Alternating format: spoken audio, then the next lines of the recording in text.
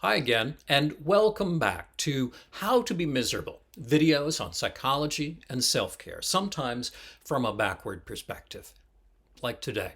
Subscribe to get notifications in your feed about new videos. Today, 3 bad reasons to go into therapy.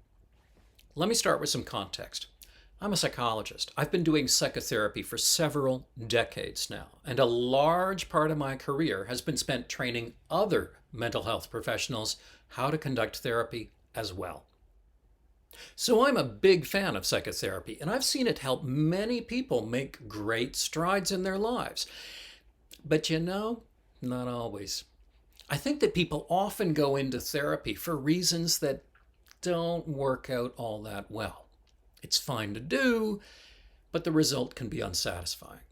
Like if you buy a car so that you can fly to Europe, you get behind the wheel and you realize, wow, this car is great, but it can't fly, and it's never going to get me to Europe.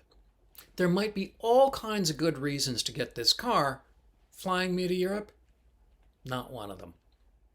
So I'd like to point out 3 of these bad reasons for going into therapy. And eventually I'll come up with another video with 3 more bad reasons. Maybe someday I'll come up with another video on good reasons to go into therapy, but I think you can probably figure out what some of those are from the bad ones I talk about here. Oh, and this isn't a complete list. Maybe you can nominate some other ones in the comments below. Down there near the subscribe button. Okay, first reason, to get someone off your back. One reason that people sometimes go into therapy is that somebody else is pushing them to go. That's sometimes a good thing. Maybe you can get something out of it. But for some people, the whole point of the therapy is to get that person off your back. If you go to therapy, they will stop complaining or pushing for you to change because you're doing something.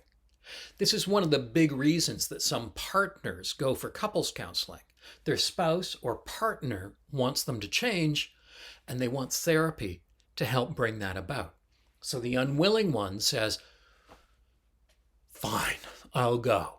And just by showing up and sitting there, they've done their part. Listen, you wanted me to go to therapy, and I went. So lighten up. The point of the therapy for this person is not to bring about change.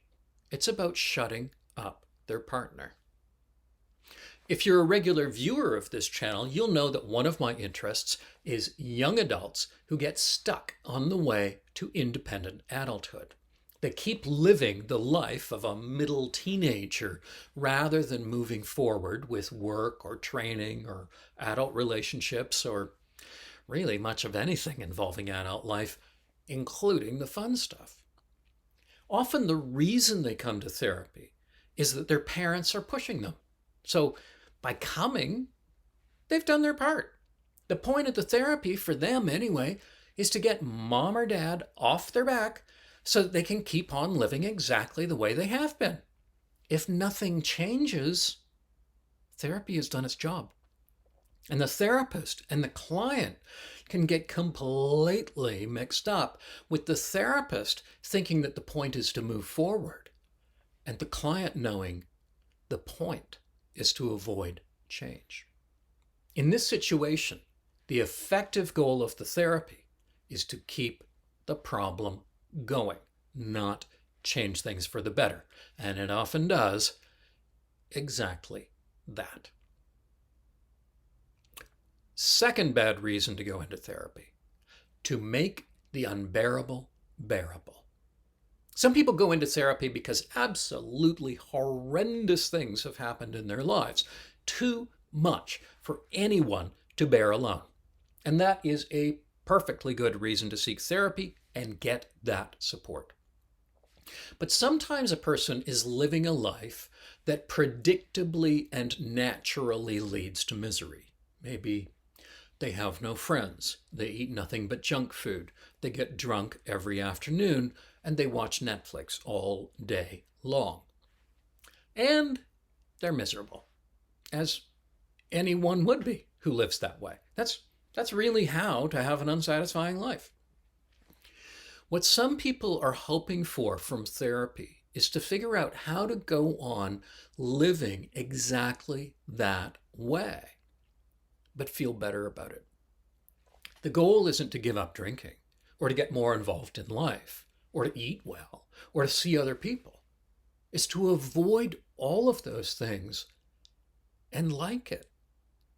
The point of the therapy isn't to change a depressing situation or to help the person overcome an abnormal reaction.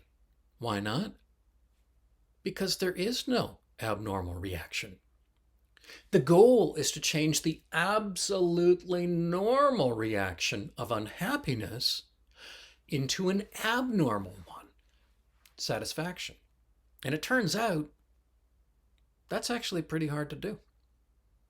Sometimes it doesn't work because any human being would be unsatisfied with the life this person is living. But sometimes having someone to talk to makes that life just good enough that they can go on living it for a while longer. They feel terrible all week, but that 1 hour of therapy is just enough to keep them going. If they didn't have it, they'd have to change to make things more satisfying. So therapy can actually help them keep living exactly the way they are, in the way that's producing their own poor mental health. Third bad reason for going into therapy: for unfailing support. People often think of therapy as a place to get support, and they're right. Part of the job of therapy is to help a person bear a heavy load and make the changes they need to make. But sometimes that gets translated into a belief that the therapist's role is to support everything you do and every thought you think. Your therapist is getting paid money to agree with you and like everything you say. They're a paid yes man. You want to go on the rainbow diet, eating a different color food every day, and the therapist is supposed to say, "Oh, what a wonderful idea. I'm sure that will work wonders for you." Well, if you've never been to therapy, I think you'll discover that it actually really is pretty supportive.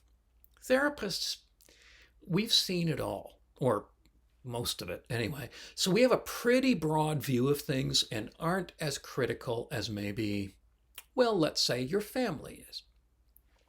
But part of the job is to confront you when you're kidding yourself, or to point out uncomfortable realities. You're really enthusiastic about this new person you've met. But have you noticed that you use exactly the same words to describe him as for the last 3 crappy guys you met? Your thought is that if you call in sick to work, hide out, and stay in bed for a month, that will resolve your anxiety problem. Well, honestly, if that works, I'd be amazed. You'd be the first. Sometimes it's your therapist's job not to support you. They have to point ahead of you and say, "See that? That's a cliff, and you are about to walk over it. I wouldn't do that if I were you. Can't recommend that." Or, if you try the same coping strategy that you've used 100 times before, it probably won't work any better this time. You're partly paying for support, but you're partly paying to hear your therapist's perspective. They don't get to control your life, but they do need to be able to tell you if they see you working against your own best interests. Okay, so those are 3 lousy reasons for seeking out therapy. Is that it? No. There's more, and I'll put some of them in another video.